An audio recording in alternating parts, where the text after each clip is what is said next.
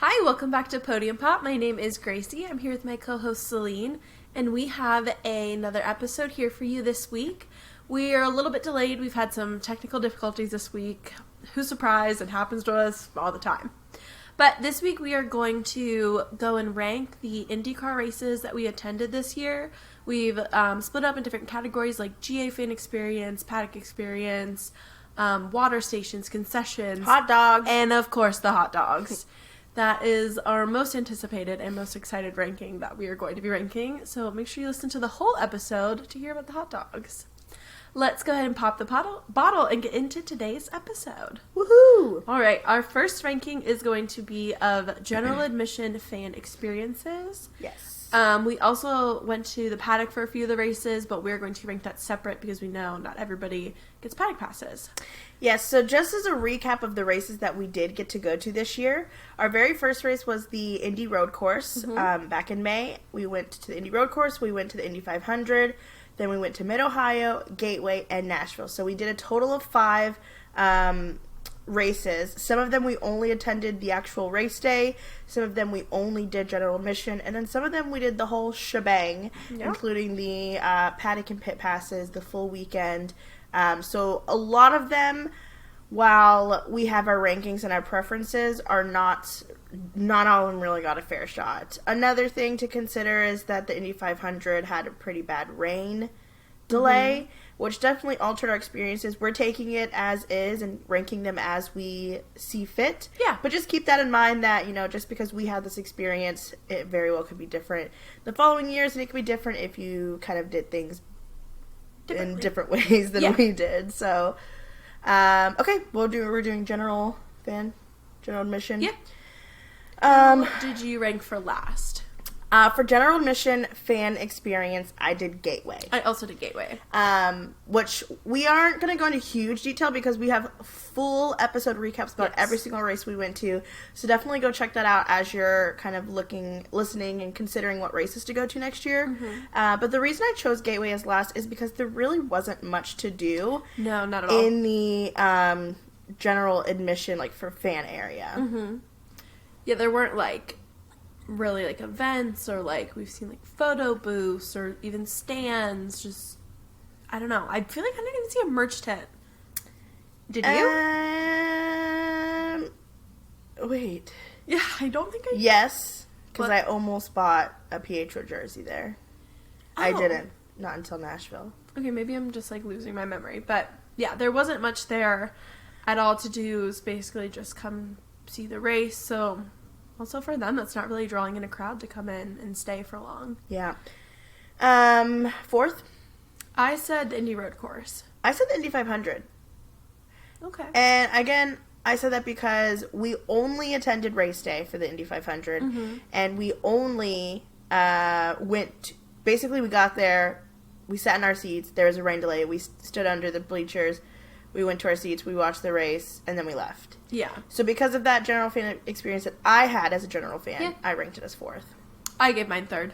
Yeah. I put Indy Road Course above Indy 500, mainly because it was so empty that we had a lot more flexibility. We kind of got to choose where we got to sit, as far as in the bleacher area. But yeah, they're kind of the same to me, so. Yeah. Okay, who'd you give 2nd? I gave 2nd to Mid-Ohio. Okay, I gave mine to Nashville. Okay. But we also had different, experiences a little bit. Did we? Well, I guess that's more fan events. I guess. Yeah. Yeah. No, yeah, I know what you mean. Yeah. I put general admission fan experience just because I do think that there is more things to do for general admission fans at Nashville. There was, which again, trying to separate fan events versus fan experience being overall. But I can see how they were very similar aspects. I just think that, I don't know, overall it's hard because I keep wanting to break it down. We'll break it down more. Sure. So you gave Nashville Number first 1. place, and I gave Mid-Ohio first place. Yes. I feel like we were pretty consecutive throughout. Yeah. A little bit. All right, Paddock experience. So for the Paddock, we only went to the Paddock in Nashville, Mid-Ohio, and Gateway. So we are going to rank it on those 3. I feel like we're going to agree on this one. I think so. So number 3, I gave to Nashville. Yeah, I also give it to Nashville. Nashville, a lot of reasons, but the main thing is that there was no shade and nowhere to sit and nowhere to get water in the paddock experience. There also wasn't, like, as much access to, like, the drivers coming in and out of the pit versus the other places. It also would probably, from your grandstand seat, take you a solid 10 minutes to get over there. Yes. Yeah, basically the way that it was set up is you had to get on, like, a little shuttle wagon thing to get over to where the entrance to the paddock is.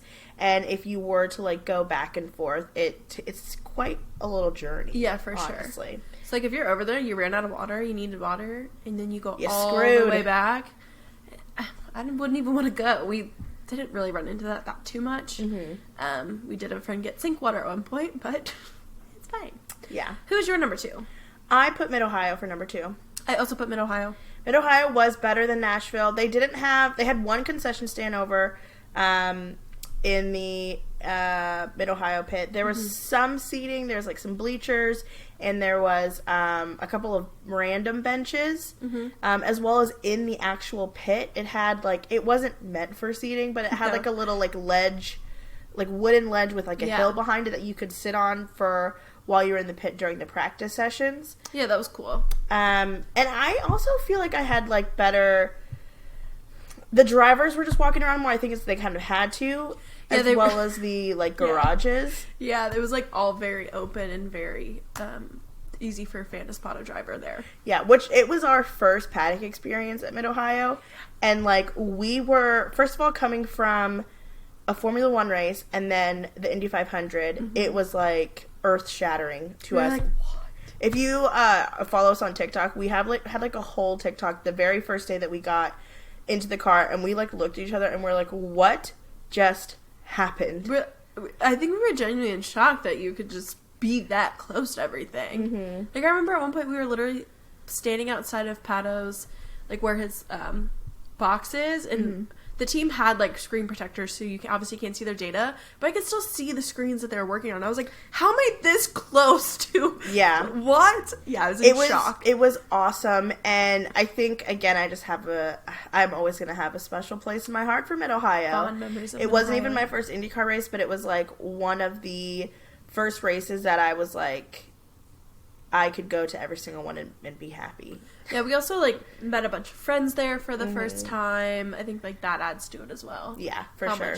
Yeah, we love Mid-Ohio. Great memories. And the number 1, Gateway. Gateway was fantastic. Amazing. For many reasons. Yeah. My main reason that I loved the Gateway paddock so much is because they had not only a concession stand in the paddock as well, but they had... like a cheap, like, it was like same prices as before, like they didn't upcharge. Yeah. They had really friendly workers. They had a huge variety of things versus the Mid-Ohio. You couldn't buy as much inside the paddock as you could, like, outside of it. And everyone that worked that booth was the they were friendliest so nice. people I've ever met in my life. Yeah. I think my why it was my goodness, I'm losing my words. Where are we at? Why you liked Gateway so much in the paddock? Thanks, yeah. Why I liked Gateway so much, the paddock, was because they had, like, 3 separate seating areas full of couches and comfy chairs. They had, like, cushions. Pergolas.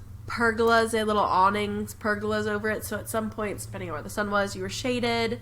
And they also had, like, TV screens in there because you're in the center at an oval, so you can't see everything, so you could watch the track as it went, and those obviously filled up really quick, but besides that, they had, like, I don't know, maybe like 20, maybe I'm exaggerating. No, there were a bunch 20. of picnic benches with umbrellas. I remember there was one point we were like, oh, we have food, like, we're not going to be able to find a seat in here, we're going to, like, sit on the ground. But we easily found a table, it had an umbrella, we were in the shade. It was very, very nice. Also, along with that, we had a really good experience with the podium. We were able to get really close to the podium. We were able to kind of almost, like, line up at the gates where they eventually let fans in, and it was really a good experience. And again, everyone that worked there was super friendly. That was in the paddock and outside of the paddock. all in all, Gateway, yeah, the Paddock experience was great. Yeah, for sure. Accessibility. Yes. So accessibility, we kind of took it as is, you know, if you weren't able to walk a lot, or if you weren't able to, if you were in a wheelchair, or you had to kind of get around, are you able to do that easily? Yeah. What did you put for number 5? Number 5, I gave to Mid-Ohio. Okay, I gave mine to Indy 500. Oh, yeah, that's fair. I gave mine to Mid-Ohio just because a lot of it was not walking paths. You're walking on grass and gravel, yeah. And to get, I mean, they had some viewing areas at the top of the main hill, but for the most part, like, it was taken up right away. So if you didn't get there right away, you're having to walk down grass patches, grass hills, and also to get over to the grandstand that we sat in, you went under a tunnel, which was fine, but then it turned into gravel, so you were having to walk through gravel for a long part of it, and it wasn't too far away, but still to get to our seats, it was a little bit of a walk. Yeah, I agree. I put Mid-Ohio as number 4, so I'm kind of like the same with that. Indy 500, you just have to walk basically a lot. There's a lot of crowds to walk through the Indy 500. Lots of crowds. Again, something that they really can't help. Like, the crowds are going to come, but that kind of caused some issues there. And of course, the rain did not help again.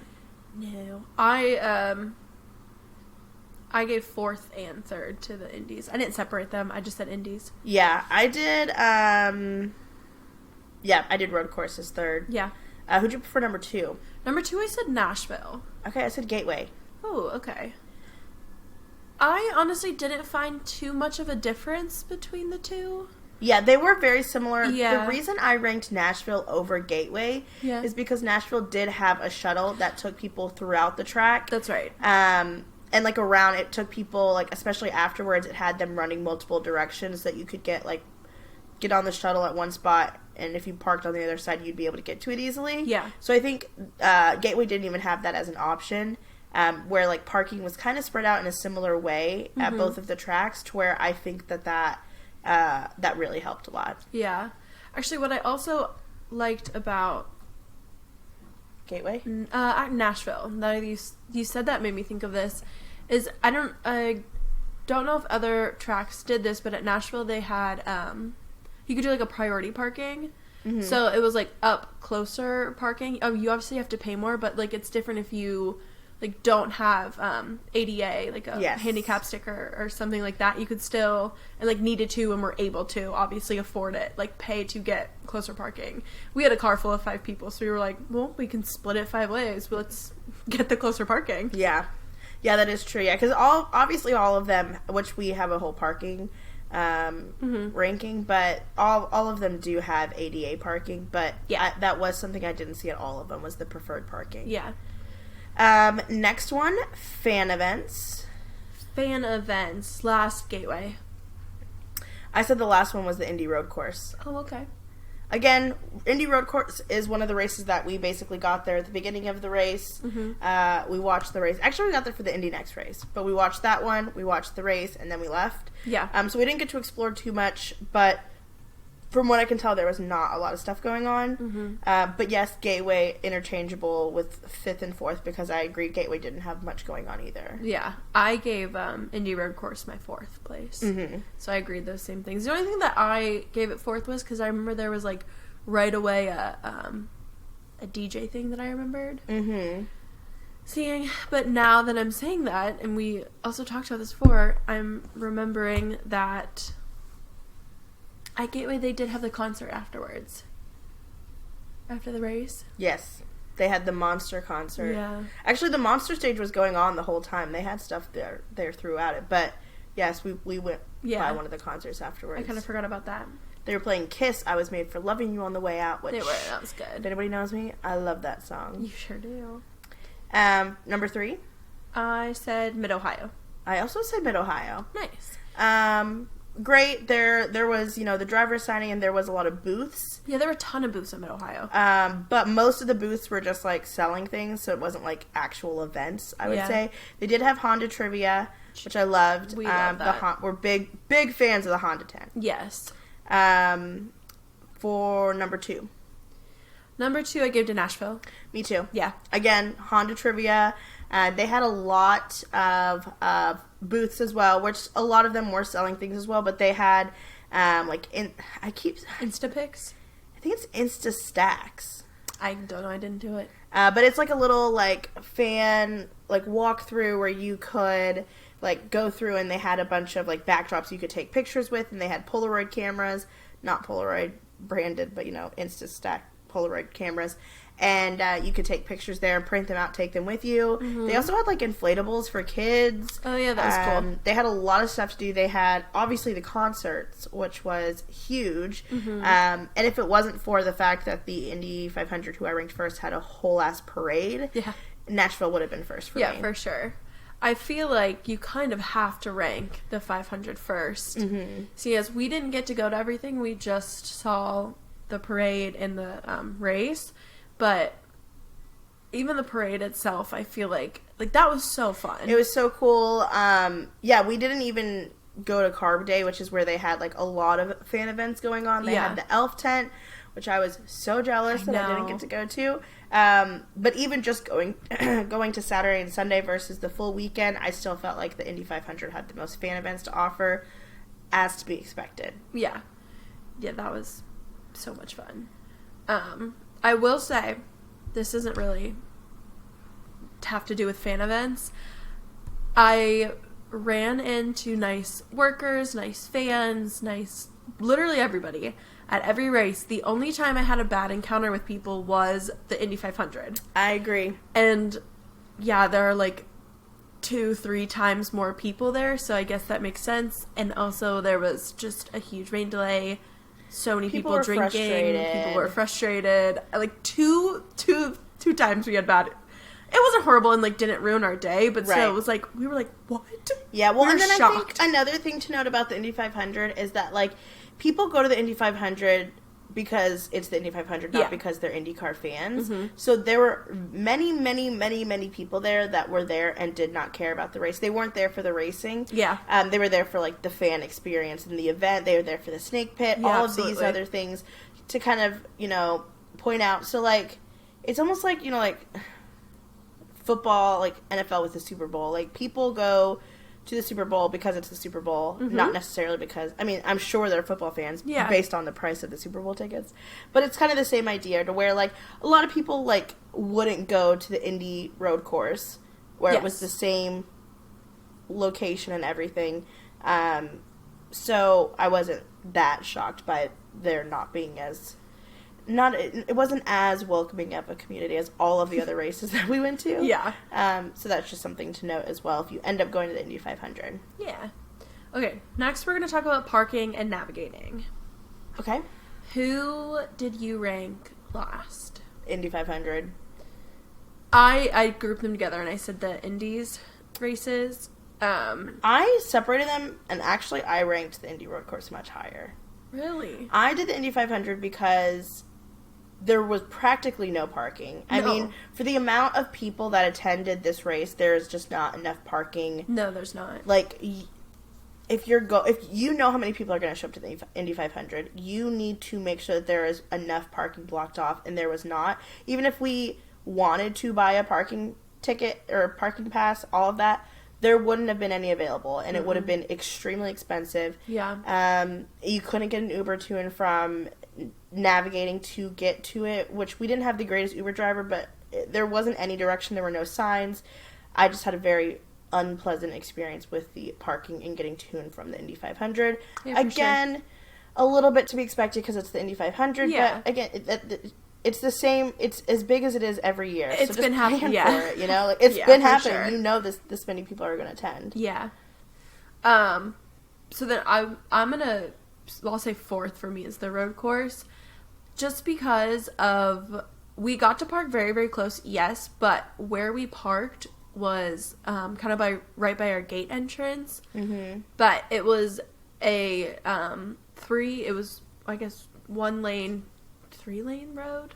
1 lane, 3-way stop. Thank you. Okay. Mm-hmm. It was a 3-way stop, and there was a light there, but there was no crosswalk. There was no cops, like, stopping traffic for people to cross. This was a busy parking lot. Yeah. And we probably... I will say there was a crosswalk if we would have walked down and crossed, but we just crossed right where we parked. Well, yeah, but right where we parked was also right where you walk into the gate. Yeah. There should have been, like, a cop. There were cops there, but they weren't. They were just kind of sitting there. Yeah, they weren't doing anything.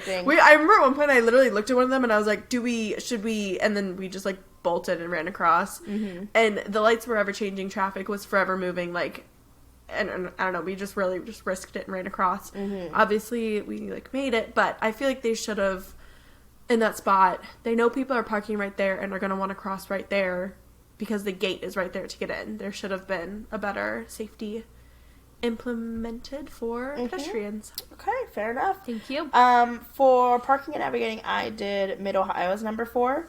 We got very lucky because the first 2 days weren't as crowded, especially the first day where it was just like the practices.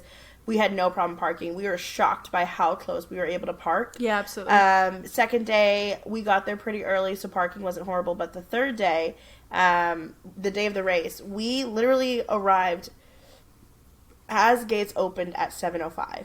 Mm-hmm.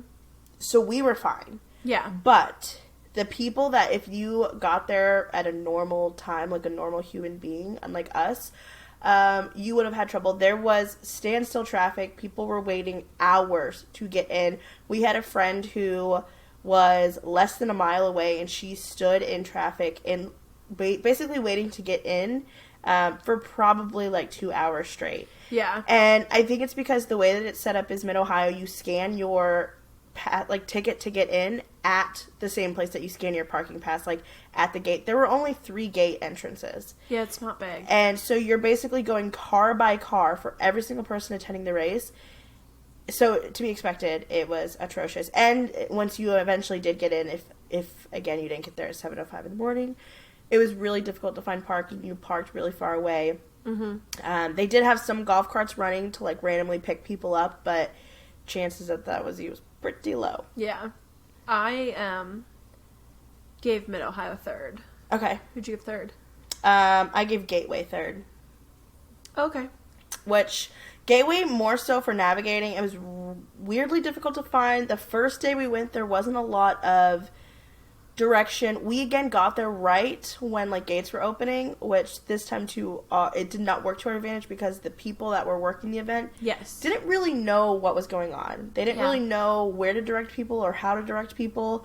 By the second day it was much smoother and the rules were much more strict and obvious on where you can and can't park and where you can and can't drive, but the first day it was kind of a mess. It was also frustrating because at Gateway, like on Friday we pulled in and we like went one way down the street and then we parked here, and then Saturday we go there expecting to be able to do the exact same thing, and they're like, what are you doing? Why are you going this way? We were like, oh, we went this way yesterday. That's how they directed us. And they're like, no, you're not supposed to do that. Like, you can't exit this way. You can't enter this way. So it wasn't consistent. Yeah. That was a little frustrating. Mm-hmm. Number 2, who'd you pick?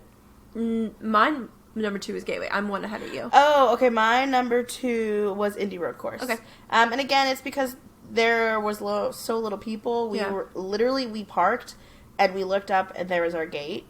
Yeah. We were front row. We did park, like, again, in the closer to, like, the front row away from the crosswalk, so we did have to, again, cross the street. There was a bit of a safety issue there. But, like, for us, it was fine because, like, we were just like, they'll stop. But, like, if it was someone that walked a little bit slower or needed a little bit more time, or if it was kids, it definitely would have been a huge issue. Yeah, for sure. Which, again, at that point, especially if you have kids, you should have just walked down to the crosswalk, unlike us. Yeah. But, but all in all, it was super easy to find. It was our first IndyCar race that we went to. Mm-hmm. And I was a little nervous, because I drove us. I was a little nervous about finding the parking lot that we bought tickets for and finding which gate we needed to go in. And it was actually super easy to navigate. Yeah, it was pretty easy. Number 1, Nashville. Nashville. Yeah, Nashville parking was great. They had it, like, fully prepared, fully set up. There were an abundance of cops there. Sometimes I will say the first day we did have trouble finding our parking. That's true. So we did the preferred parking, like we said, and there wasn't exactly signs for that, but then I hopped out of the car. I found a very nice man. And I was like, where do I go for preferred parking? And he was like, oh, here, let me go get a map for you. He pulled out a map. He's like, go down this or go back this way. And then we refound it. But I think we just got one bad person. Not bad person. I just didn't think he knew what was going on. No, he didn't know. When we asked the first person, but the second guy was super nice. But they seemed very well prepared. Also, leaving was so easy. I thought we were going to be stuck in traffic. Yeah, but no. We were or even was it the second day or the first? No, it was race day. We were leaving, and we were like, oh, let's order just food to pick up, make it super easy, or delivery. We're like, oh yeah, because it doesn't take us forever to get out of here. And we were out, we're like, oh. Food's on the doorstep. Food's on the doorstep. Yeah. So that was nice. All right, next is seating. So we are going based off of our seating. Our experience, and where we sat personally. Okay, my number 5. Actually, I misranked mine, but my number 5, I should have put Indy 500. Yeah, mine was Indy 500. And that was because we sat in the middle. If there's literally one piece of advice you will ever take from us, don't pick a middle seat at a race. Especially don't pick a middle seat at the Indy 500. Yeah. And it's a very long race. Yeah. You're gonna have to get up at some point. Yes. And the Indy 500 already was packed. I'm actually surprised at how packed it still was after that huge rain delay. I know, yeah. Because there were still, you would expect people to, leave. No. It was filled to the brim of people. Yeah, for sure. And we were literally exactly in the middle. We had to, crawl across probably, 20 people to get in and out. There were times, and, people settle, they set down their bags, you could bring coolers in, you're, hopping over people's feet in cooler. At one point, I literally put my hand on, this person's shoulder. I was like, I'm so sorry, I'm gonna fall over onto you if I don't. She was like, it's fine. Yeah. Yeah, obviously not everybody's gonna get an end seat, but if you buy your tickets early enough and can find an end on a row, highly recommend that. Yep. What's your next one? Next I said Mid-Ohio. Me too. Yeah.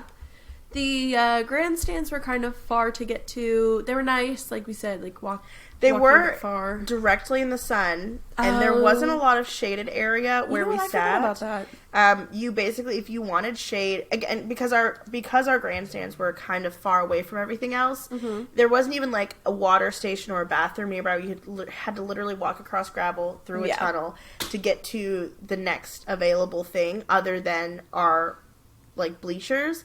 And the only place to get shade was if you had to sit underneath of the bleachers, which many, many people were doing because it was hot that weekend. So hot.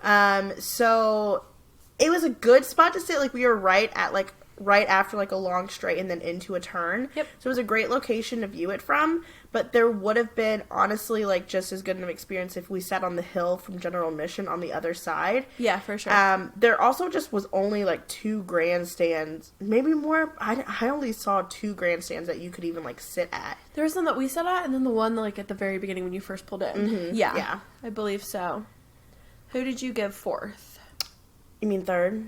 Sorry, yes, 3rd. I gave it to Indy Road Course. I did as well. Which we, again, kind of got to sit wherever we wanted for Indy Road Course. Yeah. There was no rules, except some of the bleachers, right at start-finish, were kind of blocked off. Yeah. And I'm assuming, we didn't get close to it, but I'm assuming the closer we got to the start and finish, where people actually paid more to get those tickets, they were obviously going to be stricter on where to, sitting in your actual assigned seat. Yeah, for sure. Second? Gateway. Oh, me too. Gateway. Except the gateway, you were in the sun a lot as well. There was no escaping it. It was you basically had to be in the perfect spot all the way at the top. Yeah. Right in front of where the commentators sit to get any shade at all. Yeah, the spotters tower. Mm-hmm. Yeah. The seats you stayed in the paddock for the race, but the seats for the race were really good. We sat right at turn 1. We had a great view of everything. It was just a little hard to see turn 4, but that's to be expected. Mm-hmm. Yeah, they were great. We sat in the end this time. I was on the very end, so I could stretch my legs out. Never make that mistake again. I don't care if we go to any race in the world. We are sitting at the end. Yeah. We are sitting at the end of a bleacher. I mean, obviously, if that's the only available, I'm still going to go and sit in the middle. Yeah, for sure. But if it's available to sit at the end, I will do that and sit a little bit lower than I want or a little bit higher than I want if it means that I get to sit at the end of the row. Yeah. And just have that flexibility. Also with the middle seats is because they aren't like individual seats, they're benches with like numbers written down, so oftentimes the middle people get squeezed in anyways. Yeah, for sure. Because the seats are very small, so people just kind of spread out a little bit more. Yeah. Number 1, Nashville? Nashville, we sat right at the start-finish line. It was great. We sat like the perfect level up Yes. to where we were close to the cars, but we were able to see over the wall when they were near the wall. Yeah, we could see the whole track. It was fantastic seats. We were right in front of the pit lane as well. And we got to see just like really cool. If we stayed in our seats for the podium, we would have been able to see the podium really easily. Oh, yeah. All in all, I loved the Nashville seats. We also got lucky. We had kind of a big group, and we were all, like, scattered around the grandstands, and we got really lucky that we had extra seats that were next to us that were open, and, like, one in a row up, a few extra seats. So, after we realized, like, partially through the race that nobody was sitting there, our friends, we all got to sit together, so that was pretty fun, too. Mm-hmm. Great. Okay. Moving on to the water stations. You want to explain this a little bit? Yeah, so some tracks had, like, refill water stations where you could go and fill up your waters. For us personally, at least I, didn't see any at the Indy Road Course or the Indy 500. Mm-hmm. So you were allowed to bring, like, they really didn't restrict what type of water bottle you brought in, so you could bring in your own water bottle, multiple water bottles. Same at Mid-Ohio. Yeah, same at Mid-Ohio. So, but if you ran out, you had to buy them. You had to buy another water bottle. Yes. So really, the two important ones that were ranked for water stations are the two that you weren't able to bring your own drinks in, which was Gateway and Nashville. Yes. Nashville, they were very strict on bringing in empty water bottles. Yeah. Gateway, the first day, they let us bring in ice. Another thing, Gateway was a little inconsistent. Ice and water. Yeah. The second day, they made us pour out the water, but we could keep the ice. Yeah. But it was like, these are people that, like, really... No, yeah. They're just trying to get through their day. They're just following the rules that they're told. They're following the rules they're told. So it was, while it was a little inconsistent, when some people just were more lax than others, it really depended on where you went to. But who did you rank? I guess we're just going to do 1, 2. Yeah. Who did you rank for number 2 for water stations? I said Nashville. I did as well.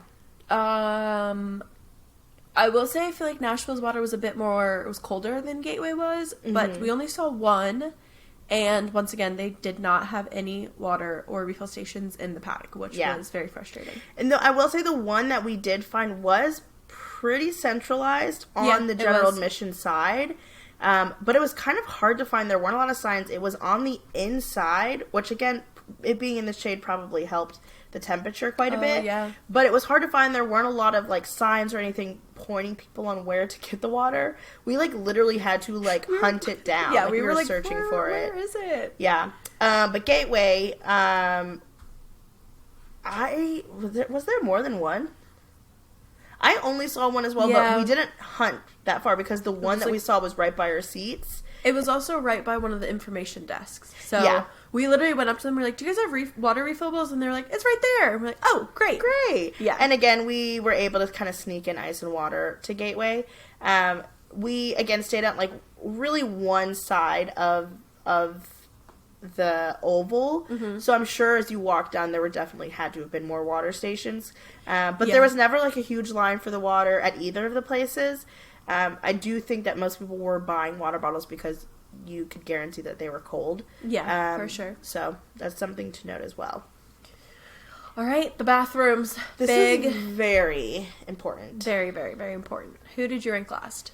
I ranked Mid-Ohio last. Yes, Mid-Ohio's last. But I will give them the benefit of the doubt is they had a lot of porta potties. There was never a lack of them. No. The issue is that all of the other races we went to are ovals, so they have actual bathrooms versus Mid-Ohio was all outdoors, so obviously they only had porta potties. They had one like actual bathroom on the inside of the paddock, like right where the garages and the pit are, but even that was like it was like a campground like bathroom. Yeah. Like it was like, and not everybody has access to it. Yeah, and not everyone has access to. So yeah, the porta potties never had a huge long line, and they weren't gross. They were well maintained, from what I could tell. I actually realized I really hate using porta potties. So if I don't, I just only use the paddock bathroom.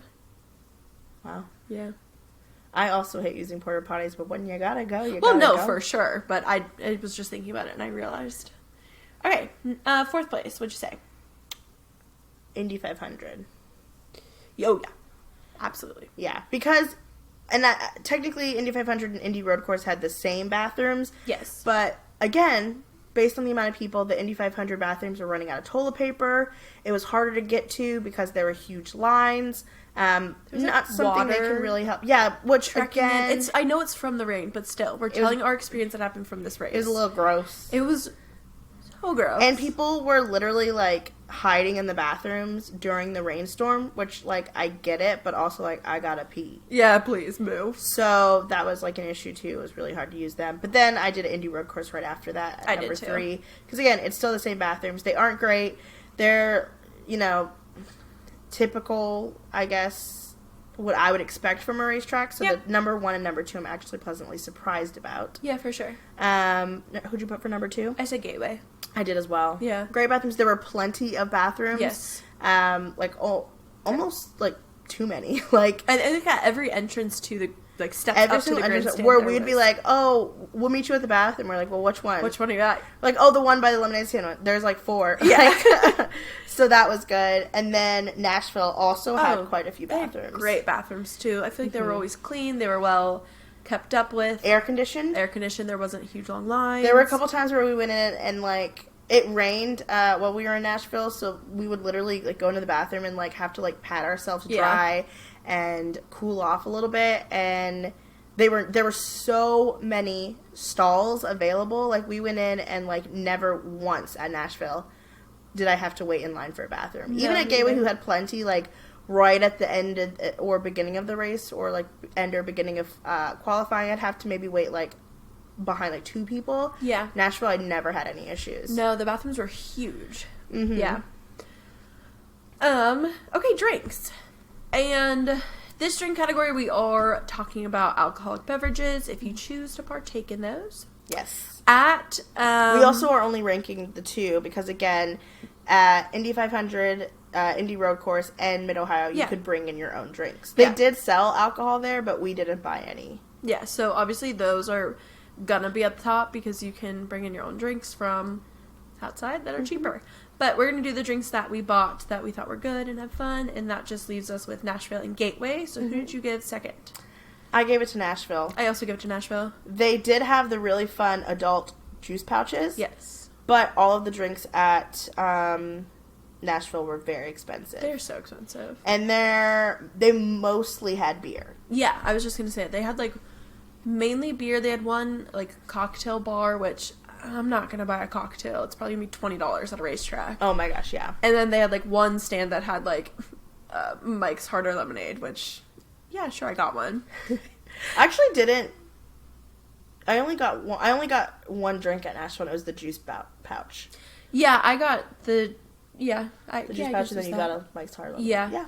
Well, what also kind of helped with the juice pouches was at the end of the podium, it was obvious they had, like, extras left over that they couldn't restore, so they were just giving them out to people. I think they were also promoting them too. Yeah, but some of them had, like, huge pieces of duct tape on the back, because you could tell they probably got, like, a hole or a puncture in them. We realized that, and we were like, okay. Drink them anyways. And, of course, Gateway gets number 1. If you guys have been here, if you've listened to our Gateway episode, we talk about the Gateway lemonade stand. We posted about it so much when we were there. I am already so excited to go to COTA. Yes. I'm so excited to go to COTA, but knowing that our favorite lemonade stand, a.k.a. Kendall and Jamie, Great Lakes Lemonade, are going to also have a stand at COTA. I'm so excited. I'm so excited. They were also the kindest people ever. We, like, mentioned, they're like, what are you doing here? Where are you from? We, like, mentioned me on a podcast. They were, like, talking about wanting to listen to it. They're interested. I feel like we talked to them so much. They were genuinely just the kindest people. And every time we went back, they would remember us. They'd be like, oh, you want the watermelon again? Or you want the lavender? Like, oh, you're back. Like, they also have, like, I mean, we can talk about this lemonade stand for forever. Could. They have, like, deals and stuff. We got, like, a reusable cup that I will be taking to COTA with me. Absolutely. I'm so excited. But on the other side of that is the drinks that they did have for sale were so cheap. Like, the beer that you could get a beer for, like, $3 there, which is kind of... I didn't even know they were selling beer there. Yeah, remember in the Paddock? Oh, I thought you were talking the lemonade stand was selling beer. No. Just in general of Gateway. Oh, okay. Yeah, the beer was so cheap. It was literally $3 for a can of beer, which any other race or any other sports event in general would be shocked about. Yeah. Which, again, I don't know. I think it was the cheapest option, and also they had the most variety there. Mm-hmm. And the freaking spiked lemonade. It was legitimately so delicious. You could also get it just regular lemonade if you didn't want it spiked. And they had a bunch of flavors. Mm-hmm. They had lavender and... strawberry, watermelon. Yeah. They could have whatever you wanted. And, of course, original. Blueberries, strawberries, fresh fruit put in. Yeah. They went above and beyond. They really did. Should we get down to the thing we were most excited to talk about? It's something we're very passionate about. Yeah. We're going to rank hot dogs. We're going to rank hot dogs. Before we get into our rankings, just one, I want to say that we only ate hot dogs at 3 of the places. So we only did Nashville, Mid-Ohio, and Gateway. And now, I would have tried the hot dogs at the Indy 500, but they ran out. They ran out before we could get there. And I'm not going to completely fault them because there was a 4-hour rain delay, and all there was for people to do was eat food and drink. Yeah, but because they ran out of hot dogs, I had to eat sausage pizza, and I had to pick off the sausage. Sure did. What are some of your requirements for a good hot dog? Okay, well, thank you so much for asking. First of all, it needs to be like a good temperature. Yeah, it has to be hot. If the bun gets soggy, I hate that. Yeah. And the way you know if it's a good hot dog or not is you don't need any condiments. Mm-hmm. And now, I am a sauce and condiment girly. She is. She famously loves sauces. I famously love sauces. And if you have a good hot dog, you don't need any sauce for it. You gotta take some things into consideration. You gotta take into consideration. I'm getting flustered over my words now. We're getting worked up about hot dogs. Write that time down. You got to take into consideration it's gonna sound real nasty, but the circumference. If it's a little hot dog, how beefy it is. Look, we don't what I'm talking about. You need to take in consideration the char. Mm-hmm. And me personally, I love a snappy hot dog. Yeah. I want my hot dog to snap back at me. And okay. If it just is too rubbery, yes, not good. It needs to snap off. Yep. And I know that sounds kind of gross coming from a hot dog, but if you get it, you get it. No, you understand. And the hot dog girlies, they get it. They get it. Shout out hot dog girlies. And once again, we've been told that we're a little odd for eating hot dogs outside of sporting events. We love hot dogs. Like, do you guys buy hot dogs at the grocery store? Yeah. How often would you say that you all eat hot dogs? Comment below, because I probably have at least 2 hot dogs a week. Okay, wow. You might have hot dogs a little more than I do. I'm a bad cook, and hot dogs are easy to make. No, that's now. I'm not saying I make great hot dogs, because I will confess, I either boil mine or pop them into the microwave. Well, you know what? We don't have an easily accessible grill in a studio apartment, so sue us. And again, I wouldn't know what to do with a grill anyways. Yeah, I guess the complex does have a grill, but not doing it. All right, let's rank these hot dogs. Alrighty, number 3. Number 3. Should we say it on 3? Yeah. 1, 2, 3. Gateway. Yes. Yep. Gateway. Now, don't get me wrong. All 3 fantastic hot dogs. Gateway. The buns got soggy. The buns were a little soggy. Because, But they were quick. They were quick with it. And I think it's because they were so quick with it that they had them pre-made a little too readily. That's why the buns got soggy. And they just tossed them to you. Yes. No, the other ones, you ordered it, and they took the bun, they took the hot dog, they placed it in, they wrapped it up and gave it to you. And that's the difference. I do prefer if I'm getting my hot dog wrapped in foil, besides handed in a little, tray thing. Mm-hmm. Yeah. That helps as well. I agree. Although that kind of helps it. So you have to eat it right away because it affects it's the a balance. It's a fine line. It is such a fine line. But sometimes if you get it in the little tray, you get cold quickly. That's true. Just tell me how it is. Number 2, Mid-Ohio. Yep. And Mid-Ohio would have been number 1. I thought Mid-Ohio was going to be number one. I love those hot dogs. They were so good, and also Mid-Ohio was one of the places. So in Mid-Ohio, they had like some concession stands, and they had some food trucks. Yes. And the first day we got the food truck, and the food truck was good, don't get me wrong, but it was kind of expensive. So we were like, we just need a good old hot dog. Like, that's what we need right now. And we were so pleasantly surprised with the hot dog experience at Mid-Ohio. Mm-hmm. I wouldn't say it was the snappiest, but it was beefy, and that went a long way. I'm trying to think of what I ate on the first day at Mid-Ohio. I got like a chicken teriyaki bowl. I think I got hot dogs the first day too. Did you? From a food stand? Yeah, it would have had to be from a food truck though. It was. So I think because we sat in that little area. I think it was different from like the Mid-Ohio concession stands. The Mid-Ohio concession stand hot dogs were fantastic. So good. You cannot beat track food. At the end of the day, and hot dogs are track food, chicken tenders are track food, nachos are track food. Yes. You can't beat track food. You can have food trucks there all day. Nashville had a lot of food trucks. But one thing about me, which I did rank Nashville number one, I kept going back to those hot dogs. They were so good. They were maybe one of the best hot dogs I've ever eaten. I think I could say it was the best hot dog I've ever had. Weirdly went to a lot of gourmet hot dog places. What? There's one in Louisville, I'll take you. Okay, cool. One of the best hot dogs I've ever had. Wow. It was, so I got two, right? I also got two. And normally, I get two hot dogs because you don't get a side, it's, my big meal for the day. I had one hot dog and I was like, I am happy with that. Yeah. It was, when I say beefy, I mean like beefy with a capital B.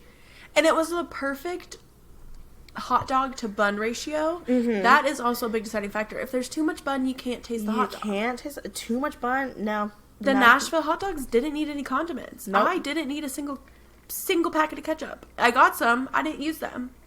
And also, I will say, I'm a little upset. I didn't try this. On Friday, I saw that they had a pickle pico hot dog. Was that at a food truck? No, it was in the concessions. Wow. But we went to a different concession. They didn't have it, but I am okay with that. If we go again next year, I will be trying that for sure. But I just loved this hot dog so much. Yeah, no, it was a great hot dog. And I think something that really proves how good it was is, again, I ordered two hot dogs. I ate one. I saved the other one. I literally wrapped it up in the foil and stuck it in my backpack. And then I ate it midway through the race. And let me tell you, it held up. Mm-hmm. The bun obviously was a little soggy, but it was 2 hours later. But it was still hot. It was still delicious. I still did not need any condiments. I was pleasantly surprised. I think about that Nashville hot dog, multiple times a week. I think about it. Oh, yeah, I think about it a lot. And that is something I'm looking forward to next year. When I go back to Nashville, I'm going to walk in there and get that hot dog. I'm so excited. I got to get my hands back on that hot dog. Okay. We got to get her one of those Nashville Super Speedway hot dogs. Mm-hmm. And you know what we're going to do? We happen to be going to Coda next weekend. We will be giving you a Coda hot dog review. We have heard good things about the Coda corn dog. Yeah. Which corn dog and hot dog reviews are completely separate. Let me tell you that. We will be separating them. But we will do both. Oh, we'll try both for sure. Mm-hmm. Absolutely. So, we're going to have to go in a little hungry. We're going to have to save up some extra money because they also have really good food trucks. I need to try the hot dogs. I need to try the food trucks. We will be giving food reviews. If you don't already, make sure you go follow us on TikTok, on Instagram, because we will be posting throughout next weekend. Next weekend? Yeah, it's like Coda's next weekend. Wow. Yeah. Technically not. Well, yeah, not this weekend, next week. Yeah. Yeah, so we will. Whew, we have to be here before we know it. We have 4 days, and then we can start saying it's race week. I'm so excited. I'm literally so excited. I watched a vlog from Coda yesterday. Mm-hmm. I got so excited. I literally started crying. She does that a lot, though. And I cry pretty easy, especially when I get emotional. Happy emotions, I cry easily. Yeah. I was so excited. I cannot wait. We are going to have a bunch of content for the week of the race. We have content leading up to it, outfits and what we're packing and travel and stuff like that. Which, speaking of which, since there is no race this coming weekend, our episode next week is going to be a full in-depth episode on how we prepare to go to races, what we pack, what we like to bring, you know. I even have some tips of stuff I like to do before I leave, like at home. We'll talk a lot about the process of, like, kind of deciding how we want to get there, where we want to stay. Yes. You know, how we buy the tickets, that kind of thing. So definitely check out that episode. But like we said, make sure you're following us on social media because I will be making sure that we get a hot dog review up. Oh, for sure. On TikTok. Yes. If you have any questions about attending a Grand Prix that you would like us to answer in next week's episode, let us know. We have been to the Miami Grand Prix and a bunch of IndyCar races like we just talked about. We have not been to COTA yet specifically, so we could answer like Grand Prix type questions and things that we have like learned about for COTA, just not COTA track specific questions. But if you have any questions or suggestions for COTA, let us know and we will answer them next week. Thank you for listening so much. Let us know if you went to any of the IndyCar races, which ones your favorites were, and let us know what your requirements are for a good hot dog. No, please, let me know. We obviously love hot dogs. We love hot dogs. Thanks for watching. Thank you. See you next week.